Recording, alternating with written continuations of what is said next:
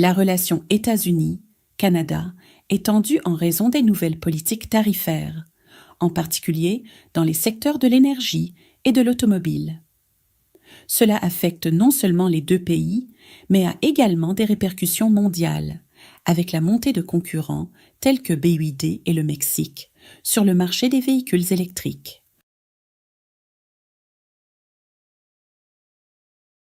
L'élargissement du fossé économique et diplomatique, l'intégration de longue date entre les États-Unis et le Canada, définie par des liens économiques étroits, une coopération militaire et une interdépendance mutuelle, est de plus en plus mise à rude épreuve. Pendant des décennies, les deux nations ont entretenu une relation économique solide, soutenue par des échanges transfrontaliers importants, des initiatives de défense communes et une coopération dans des secteurs clés tels que l'énergie, l'automobile et la technologie. Ce partenariat économique a été fondamental pour les deux pays, le Canada dépendant fortement du marché américain pour ses exportations, notamment dans les domaines de l'énergie et des matières premières. Cependant, les récentes décisions du gouvernement américain, en particulier l'imposition de tarifs douaniers sur les importations d'énergie et d'électricité en provenance du Canada, ont intensifié les tensions. Ces tarifs ont été introduits dans le but de protéger les industries nationales américaines, notamment dans le secteur énergétique. Si le gouvernement des États-Unis considère ces tarifs comme une mesure nécessaire pour préserver les emplois et les industries américaines, l'impact sur le Canada a été sévère, entraînant des perturbations commerciales, un ralentissement économique et une détérioration des relations diplomatiques. Le Canada a exprimé ses préoccupations, estimant que ces tarifs nuisent non seulement à son économie, mais sapent également des décennies d'accords commerciaux et de partenariats coopératifs. Au départ, on espérait que les relations entre les deux pays s'amélioreraient, en particulier après les changements de leadership de part et d'autre de la frontière. Avec l'arrivée d'une nouvelle administration aux États-Unis, il y avait un certain optimisme quant à la possibilité que les efforts diplomatiques restaurent la bonne volonté et atténuent les tensions. Cependant, l'introduction de tarifs dans le secteur automobile, entre autres mesures, a rapidement inversé cet espoir. Les tarifs sur les automobiles, qui ciblent les véhicules et les pièces fabriquées au Canada, ont aggravé la situation, provoquant des perturbations majeures dans les flux commerciaux et creusant davantage le fossé entre les deux nations. Ces décisions tarifaires ont posé de sérieux défis aux négociations commerciales en cours et à la coopération bilatérale dans des secteurs essentiels tels que l'énergie, la technologie et la défense.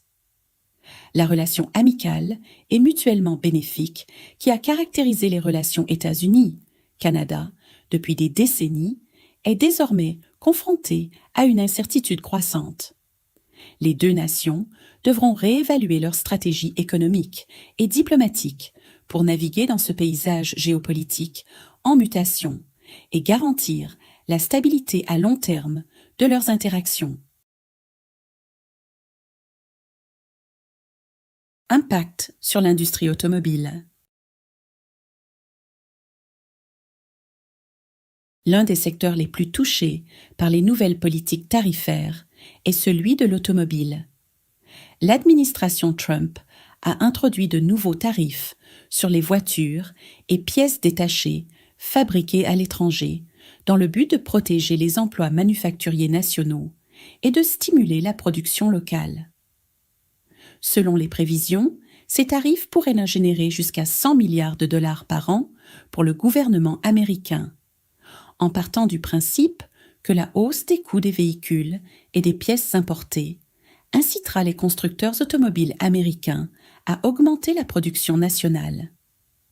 Cependant, cette politique a suscité de vives inquiétudes au sein de l'industrie automobile américaine, notamment parmi les grands constructeurs qui dépendent de chaînes d'approvisionnement mondiales complexes.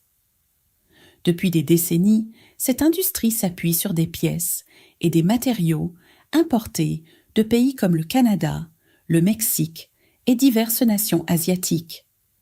Des tarifs plus élevés sur les composants et véhicules importés pourraient considérablement augmenter les coûts de production, ce qui entraînerait probablement une hausse des prix des véhicules pour les consommateurs, une réduction des marges bénéficiaires pour les fabricants et un ralentissement des ventes de voitures. Ces répercussions se sont déjà fait sentir sur les marchés boursiers, où les actions de sociétés comme General Motors, GM et Ford ont chuté de manière significative. En revanche, certaines entreprises, notamment les fabricants de véhicules électriques, VE, comme Tesla, ont enregistré des gains modestes grâce aux nouveaux tarifs. Alors que les États-Unis réorientent leurs priorités vers la production de véhicules électriques, l'augmentation des tarifs sur les voitures traditionnelles à essence pourrait offrir un avantage concurrentiel aux producteurs de VE, qui fabriquent déjà localement, comme Tesla. Ce changement pourrait transformer considérablement la dynamique du marché automobile dans les années à venir, avec des conséquences à long terme pour les constructeurs automobiles traditionnels, ainsi que pour les nouveaux acteurs du secteur des véhicules électriques. Les plans de représailles du Canada. En réponse aux tarifs américains, le Premier ministre canadien, Mark Carney, a annoncé que le Canada imposerait des tarifs de représailles sur les produits américains, pouvant atteindre jusqu'à 42 milliards de dollars. Carney a souligné que la relation commerciale traditionnelle entre les deux nations a évolué. Le Canada ne peut plus accepter les actions unilatérales des États-Unis, qui compromettent leurs intérêts économiques communs. La dépendance de longue date envers le marché américain n'est plus viable et le Canada doit repenser ses stratégies économiques pour l'avenir. Les tarifs de représailles viseront une large gamme de produits américains, y compris les produits agricoles, les machines et les biens de consommation. Ces mesures devraient être mises en œuvre peu de temps après l'entrée en vigueur des nouveaux tarifs américains le 2 avril, marquant la position ferme du Canada contre le protectionnisme américain. Cette décision souligne la volonté du Canada de protéger ses industries nationales et d'affirmer son indépendance économique, tout en contestant ce qu'il considère comme des pratiques commerciales déloyales de la part des États-Unis. De plus, ces tarifs signalent un changement plus large dans les priorités commerciales du Canada. Compte tenu de l'évolution de la dynamique mondiale du commerce, le Canada devrait diversifier ses relations économiques. En particulier, des marchés en croissance, tels que la Chine et l'Inde, offrent des alternatives potentielles au marché américain. Le renforcement des liens avec ces économies émergentes pourrait offrir au Canada de nouvelles opportunités de croissance et réduire sa dépendance envers les États-Unis. En adoptant une approche plus affirmée du commerce, le Canada montre sa volonté de défendre ses propres intérêts économiques. Le succès de ces mesures de représailles dépendra de la réaction des États-Unis et de la possibilité que les négociations diplomatiques offrent une voie de sortie. Quel que soit le résultat, les actions du Canada reflètent un paysage économique en mutation et la nécessité d'une plus grande diversification de sa stratégie commerciale. Réactions internationales. La communauté internationale a exprimé de vives inquiétudes quant aux conséquences potentielles des tarifs douaniers américains, notamment en ce qui concerne les principes du libre-échange et la stabilité de l'économie mondiale. Le président brésilien Luiz Inácio Lula da Silva a critiqué les politiques protectionnistes des États-Unis, avertissant que de telles actions pourraient gravement nuire au système commercial mondial.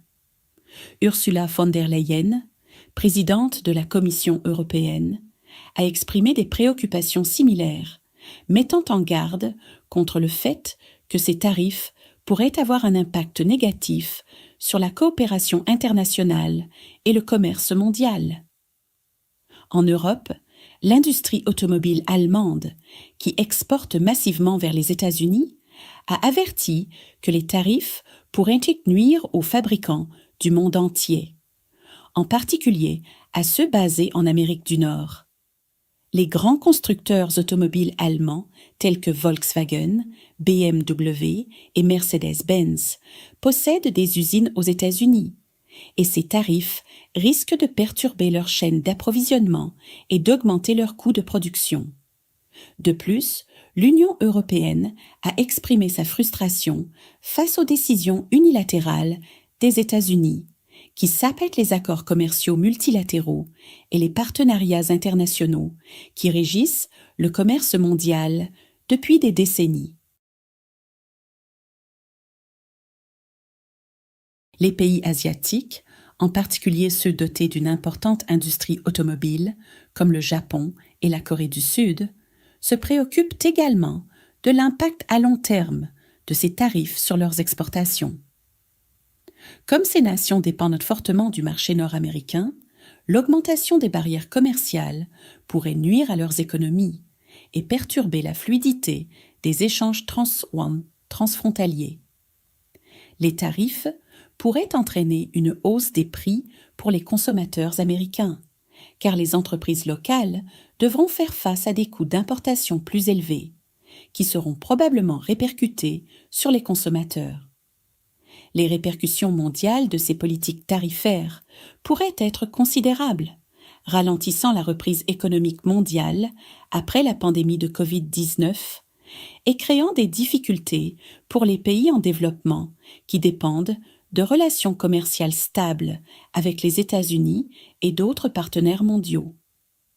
Si les États-Unis poursuivent sur cette voie protectionniste, ils pourraient se retrouver de plus en plus isolés, alors que d'autres pays chercheront des partenaires commerciaux alternatifs et renforceront leurs propres alliances économiques régionales.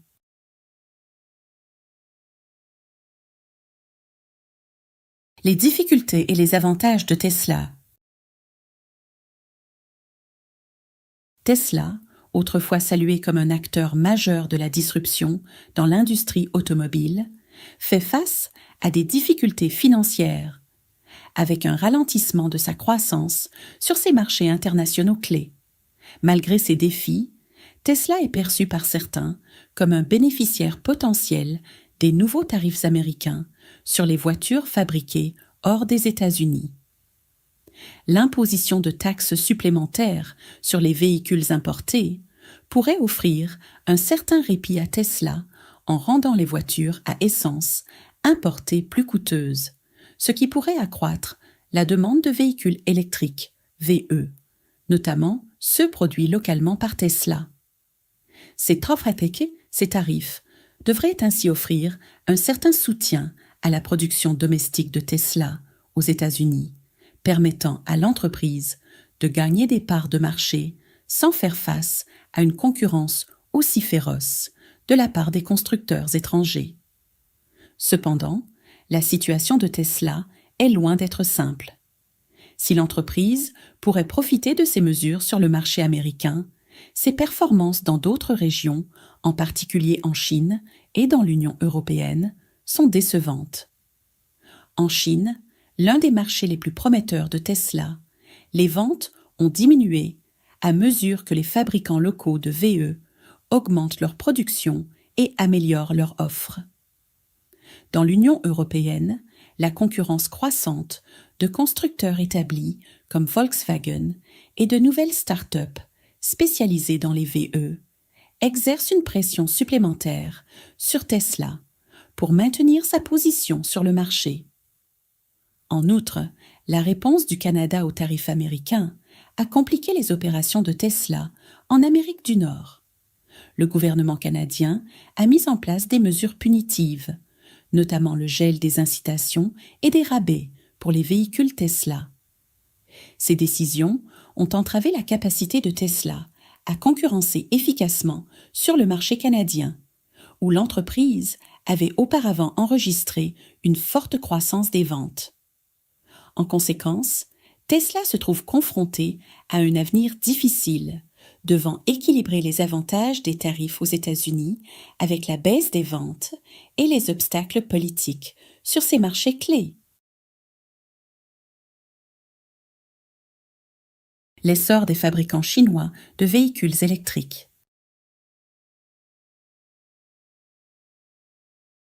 Alors que Tesla peine à maintenir sa position, les fabricants chinois de véhicules électriques gagnent rapidement du terrain, en particulier sur les marchés hors des États-Unis et de l'Europe. Des entreprises comme BYD, souvent considérées comme un concurrent majeur de Tesla, ont largement dépassé le constructeur américain en termes de livraison mondiale de véhicules. En 2024, BYD a surpassé Tesla en matière de livraison mondiale, un exploit remarquable qui souligne l'évolution des dynamiques sur le marché mondial des VE. Le succès de BYD s'explique par plusieurs facteurs. Tout d'abord, la capacité de l'entreprise à produire des VE abordables la rend très attrayante pour les consommateurs soucieux des coûts, notamment dans les marchés en développement. De plus, les stratégies de tarification agressive de BYD lui ont permis de proposer des véhicules à des prix compétitifs, même dans des régions traditionnellement dominées par Tesla. L'entreprise a également bénéficié d'un solide soutien du gouvernement chinois, ce qui lui a permis de se développer rapidement et d'étendre sa présence à l'international. Ce qui est particulièrement remarquable, c'est la domination de BYD sur les marchés non occidentaux. Dans des régions comme l'Asie, l'Afrique et l'Amérique du Sud, où Tesla a eu du mal à s'imposer, BYD a réalisé des percées substantielles. La production locale de l'entreprise, son efficacité dans la chaîne d'approvisionnement et la forte notoriété de sa marque en Chine lui ont permis de s'imposer sur des marchés que Tesla trouve difficiles à pénétrer. À mesure que la demande mondiale de VE continue de croître, la position de BYD en tant que producteur à faible coût et à haut volume lui donne un avantage certain pour capter une part importante du marché international des véhicules électriques. Le paysage mexicain des véhicules électriques. Alors que les tensions entre les États-Unis et le Canada continuent de s'aggraver, le Mexique se positionne comme une force concurrentielle sur le marché des véhicules électriques. Le pays est de plus en plus perçu comme un lieu stratégique pour la production de VE, en raison de sa proximité avec les États-Unis et de ses efforts pour attirer les investissements étrangers. L'un des projets phares dans ce domaine est le projet Olinia, qui vise à produire les premiers véhicules électriques conçus et assemblés localement au Mexique. Ce projet est considéré comme une réponse directe à l'afflux croissant de véhicules électriques fabriqués en Chine. Le Mexique espérant s'imposer comme un centre de production de VE pour l'Amérique du Nord.